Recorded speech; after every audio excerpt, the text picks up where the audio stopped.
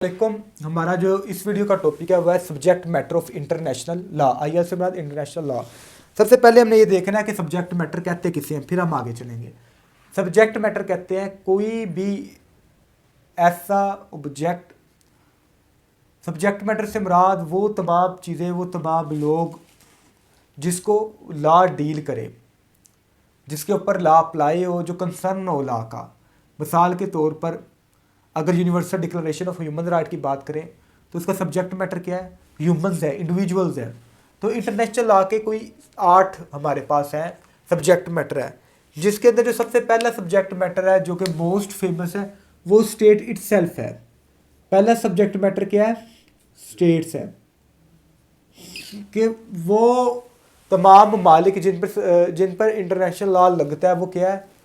International law का subject matter है। जैसे यूनाइटेड नेशन चार्टर है, ये तमाम उन स्टेट के लिए क्या है? सब्जेक्ट मैटर है जिन्होंने इसको क्या किया हुआ है? माना हुआ है यूएन चार्टर को। तो ये स्टेट्स क्या हो गए? पहले सब्जेक्ट मैटर हो गए कि इंटरनेशनल लॉ किससे डील कर रहा है। इस सेंस में यूएन चार्टर की सेंस में हम कह सकते हैं किससे डील कर रहा है? स्टेट्स के साथ डील करता है। दूसरा अगर हम सब्जेक्ट मैटर देखें तो वो क्या है? इंडिविजुअल है, इनफरादी तौर पर बंदे को भी डील करता है। इसके अंदर ये जो इंडिविजुअल वाला कॉन्सेप्ट है ये 20th सेंचुरी के बाद से आया है। इसके अंदर यूडीएचआर है, सीडा,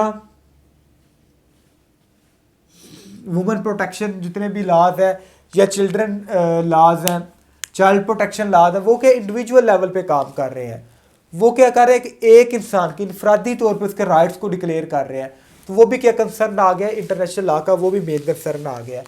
इंटरनेशनल लॉ का सब्जेक्ट मैटर ऐसी भी स्टेट्स हैं जो इंडिपेंडेंट नहीं है, नॉन स्टेट इंटाइटीज। जो स्टेट्स तो नहीं है, सब्जेक्ट मैटर ऐसी भी एलिमेंट्स है, ऐसे भी ग्रुप्स हैं जो नॉन स्टेट इंटाइटीज में ऐसी हैं, ऐसी भी इंटाइटीज हैं। वो कौन कौन सी हैं? जिस तरह पैलेस्टाइन हो गया, फ़लस्तीन है, ये कोई मुल्क नहीं है।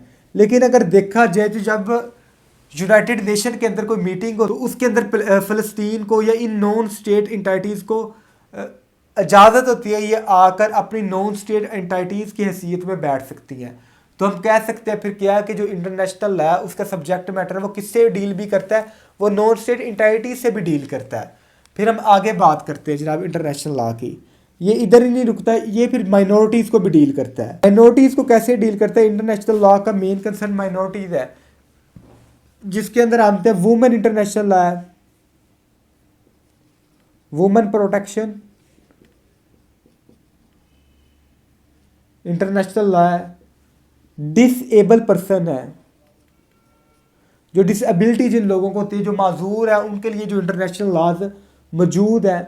फिर उनको अगर एग्जांपल को देखें तो हमें पता लगता है कि माइनॉरिटीज़ भी किसका सब्जेक्ट मैटर है? इंटरनेशनल लॉ का सब्जेक्ट मैटर है। फिर हम आगे चलते हैं इंटरनेशनल लॉ के सब्जेक्ट मैटर को जिससे इंटरनेशनल लॉ डील करता है, इंडिजिनस पीपल पे। ऐसे लोग जो कि कबायली लोग हैं या ऐसे लोग जिनका कोई कबीला नहीं है या उनको किसी सोसाइटी के अंदर अच्छी नज़र से नहीं देखा जाता, उनकी कोई हैसियत नहीं है किसी ममालिक के अंदर, ये इनका मेन कंसर्न वैसे तो ऑल ओवर द वर्ल्ड है, लेकिन मेजर ये लोग अफ्रीका के अंदर और अमेरिका के अंदर पाए जाते हैं। तो इन लोगों को भी क्या करता है? इंटरनेशनल लॉ रिकॉग्नाइज करता है। आल्थो कि इनके ऊपर कोई ख़ास कानून तो नहीं मौजूद, लेकिन उन इंडिजिनस पीपल के ऊपर 2 लॉज मौजूद हैं जिसके अंदर हम कहते हैं डील किया गया। एक declaration on rights of indigenous people 2007 है यूनाइटेड नेशन का। दूसरा इंटरनेशनल लेबर ऑर्गेनाइजेशन है, उसका इंडिजिनस की पीपल के ऊपर काम है 19 का। तो ये 2 ऐसे लॉज हैं जिनके तहत हम कह सकते हैं कि जो इंटरनेशनल लॉ का इंडिजिनस पीपल को भी इंटरनेशनल लॉ का क्या बना दिया गया? सब्जेक्ट मैटर है। इसके अंदर सिंपल ये बात की गई है कि इन लोगों को भी हक है कि वो किसी भी कम्युनिटी के अंदर रह सके, उस कम्युनिटी के लोगों की कस्टम के मुताबिक इनको रहने की उस जगह पर इजाज़त दी जाए। यह इंडिजिनस पीपल का सब्जेक्ट मैटर बन गया इंटरनेशनल लॉ के। अब 6 नंबर पे हम देखते हैं स्पेशल केस इंटाइटीज़ हैं। दुनिया के अंदर 2 ऐसी स्पेशल केस इंटाइटीज़ हैं जो क्या सब्जेक्ट मैटर है इंटरनेशनल लॉ का।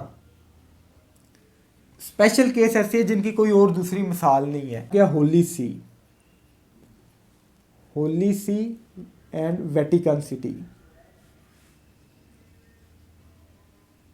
रोम के अंदर पाया जाता है ये इलाका, होली सी एंड वेटिकन सिटी। इसके सिंपल ये आप याद रख लें, इसकी अपने इंटरनेशनल लेवल पे इसके अपने लॉज हैं। इंटरनेशनल कम्युनिटी के अंदर से ये रोम से हटकर ये खुद से ये डील करती है इंटरनेशनल कम्युनिटीज़ को। ये इलाके, ये क्रूसेड का जब एक टाइम पीरियड स्टार्ट हुआ हिस्ट्री में, तो ये जो इलाका था होली सी एंड वेटिकन सिटी, ये लोगों को ह्यूमैनिटेरियन ये लोगों को असिस्टेंस प्रोवाइड करते थे। तो बाद में इस इलाके को चर्च ने भी और तमाम जो इंटरनेशनल कम्युनिटी थी उसने फिर इसको एज अ स्पेशल केस इंटाइटी का इसका दर्जा दे दिया है। तो अब ये जो हमारी होली सी एंड वेटिकन सिटी है और एक माल्टा है, ये जो दो लोग हैं, ये क्या है, इनको एक किस्म का स्पेशल केस है, इनकी कोई और मिसाल नहीं हमें मिलती। इनको बस सब्जेक्ट मैटर बना देंगे इंटरनेशनल लॉ का।